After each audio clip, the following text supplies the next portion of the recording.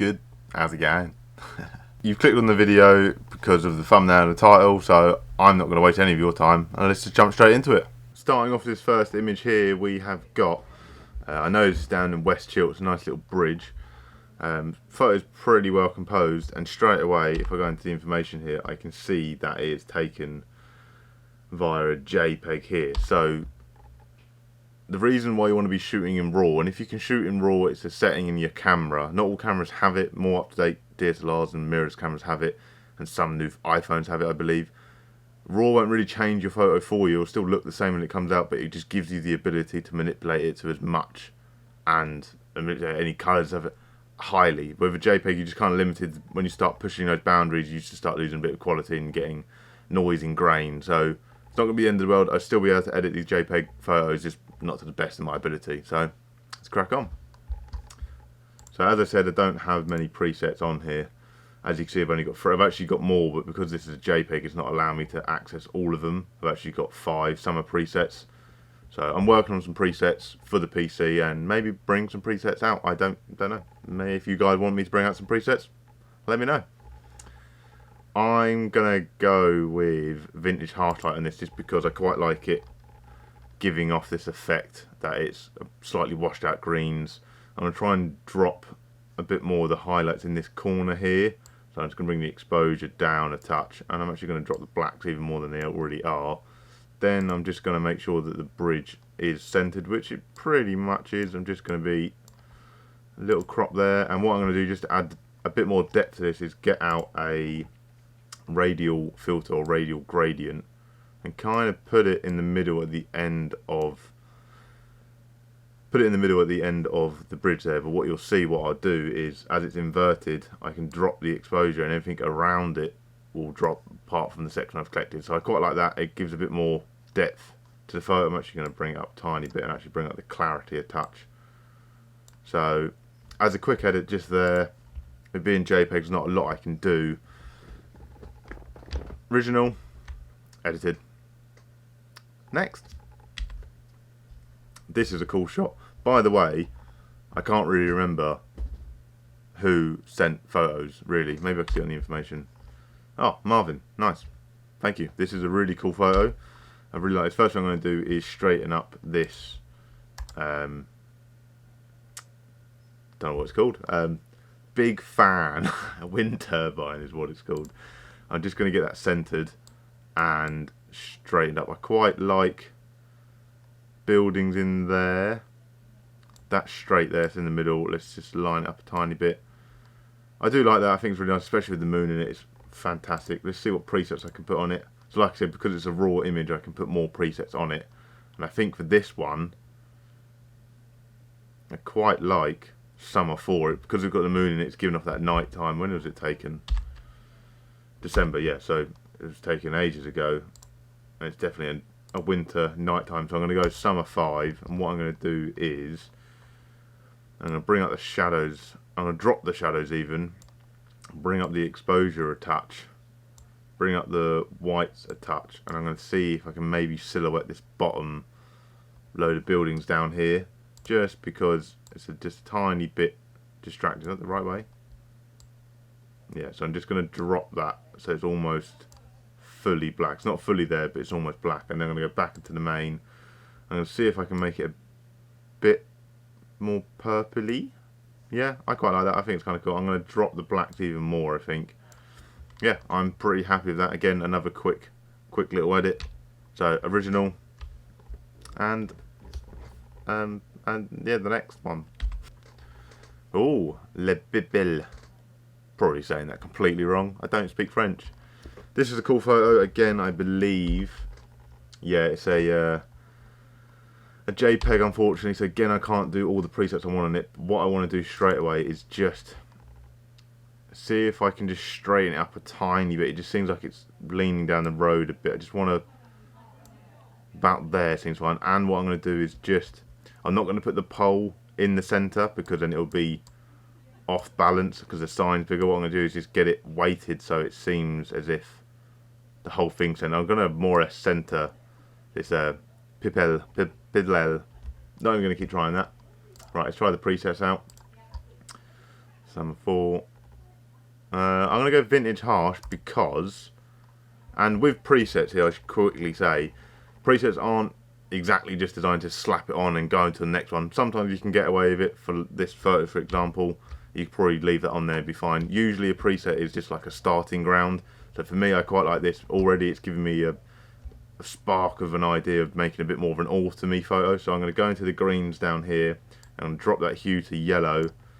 I'm going to bump up the saturation on it, bump up the luminance on it, and I'm just going to make sure that all the oranges and all the yellows are also orange. It gives it just a nice autumn vibe. Contrast is down, bring it up a bit. I'm going to bring up the exposure to bring more light in. And then what I'm going to do is radial filter, choose it around the wording on the sign. It's inverted. I'm going to drop the exposure. And the reason why I'm doing that, because if I uninvert it, it just chooses what's inside that circle. If I invert it, obviously it chooses what's outside that circle. But the reason why I'm putting the radial filter around it is so I can darken the background and slightly giving it a bit more depth and a bit more focus on the sign. So your eye is drawn straight to the sign, whereas before it's quite flat. I know you've got a bit of a focus on it, which is quite nice, but it's a bit flat. And then with the colour autumny, I'm just going to bump the exposure up a tiny bit more on that, I think, and add a little bit more warmth. So yeah, before and after.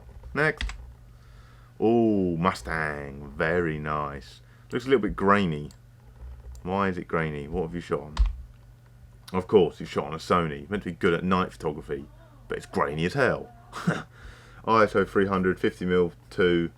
To be fair, he probably doesn't have a tripod. That's probably why it's handheld. I would say, if anything, if you had a situation where you think it's too dark, and you think the photo might come out a bit grainy, best thing to do is probably chuck it on a tripod or just like a stack of books or something, anything that will keep the camera completely dead still, and drop that ISO and then drop that shutter to where it thinks, like, even if it is like a second and a half or even half a second, at least it gives it a nice, gets rid of that graininess. But it being an old car, we can make it work. First thing I want to do is actually straighten it up and crop out, which I believe is a garage door there. So I'm going to bring it down to about there, and then what I'm going to do is see this line here, I'm going to match it in line with the roof behind, which is there, and then make sure it's just centered. Good, we're good to go.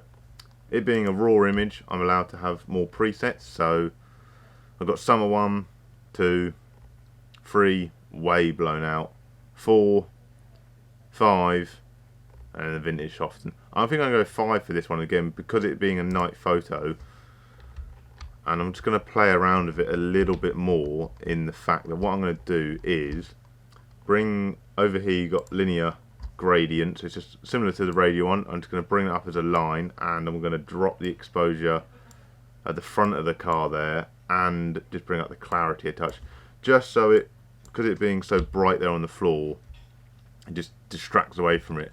The next thing I'm going to do is generally just bring the whole image a bit brighter, due to the fact that I'm going to get a radial gradient, and then I'm going to slap it over the car, make sure it's inverted, drop the exposure so everything around it's a bit darker, and bump up the clarity a tiny bit. So far I'm pretty cool, I'm pretty happy with that. It's quite a nice edit. What I'm going to do before and after, what I'm going to do is just go a bit cheekier, get a radial filter and just go around these headlights here, and what I'm going to do is put them to orange, because they're, oh, that's inverted. Make sure it's uninverted, make sure you do that. I'm going to make sure it's, I'm going to go 100% on the orange here, why not, and I'm going to go exposure 50. Oh no, I can't do that apparently. Oh, it's done in 4s.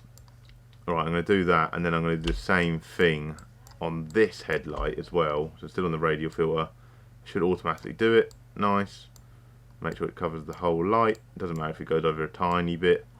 Then it's going to zoom out, and you see the difference between that. So before and after, now the headlights have got a little bit of light to it. I'd probably do the same with these fog lights. I don't think it would work as well because they're already off, and these are already white, these headlights, so it's ideal that it sort of works. One other thing I'm going to do, and I do this from quite a lot of my car photography, is get the brush tool out over here, same as the radial and stuff, and drop the size down, and what I'm going to do is just brush over this whole horse or Mustang. Reason why it being the logo of the car, it's nice just to make that just kind of pop a little bit more. So again, there's your original, there's your edited. Next, this is a cool photo. This is Club 2 AM. Damn, very cool photo. I'm gonna have a drink quickly.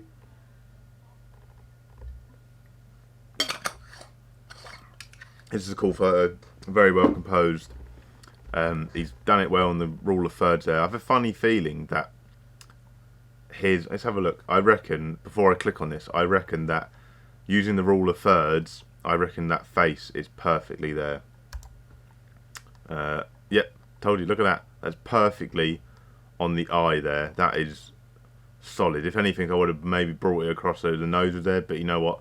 That is solid. If you meant to do that, mate, spot on, man. That is perfect. That is. I would have probably brought her over just a tiny touch, just so you can get.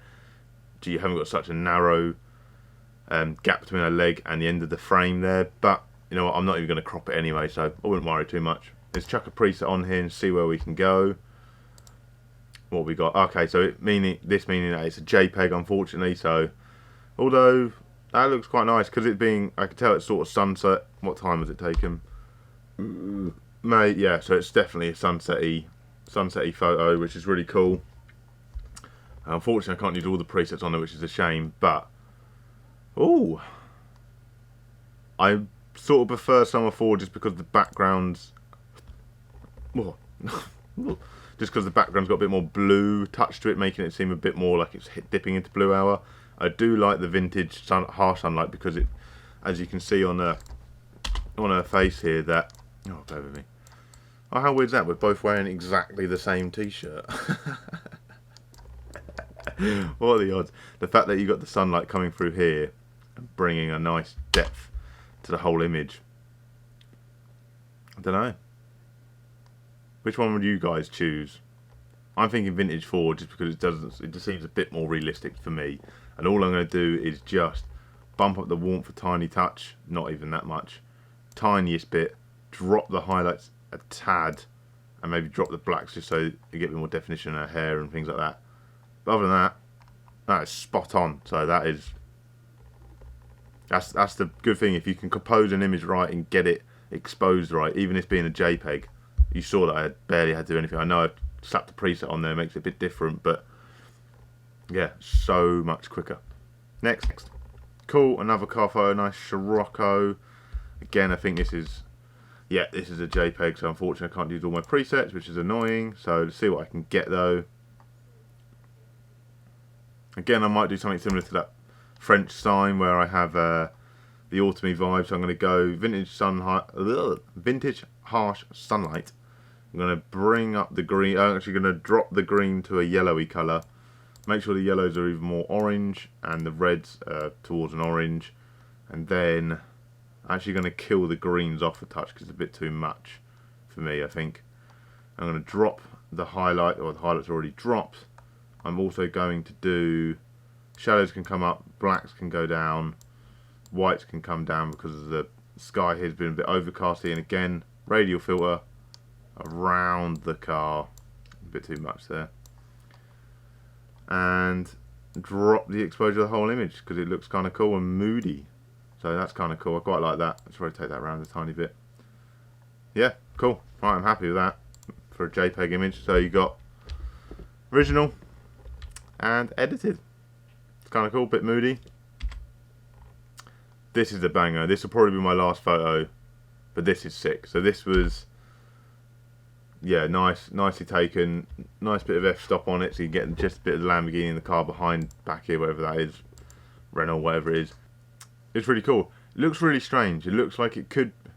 I thought it was a screenshot of a video because it looks like it's shot in like some sort of, well, being a Sony an S-Log. But the information here is telling me that it's taken via RAW, so it's either really grade A or somehow you randomly shot it in S-Log, which I guess kind of doesn't really make any sense.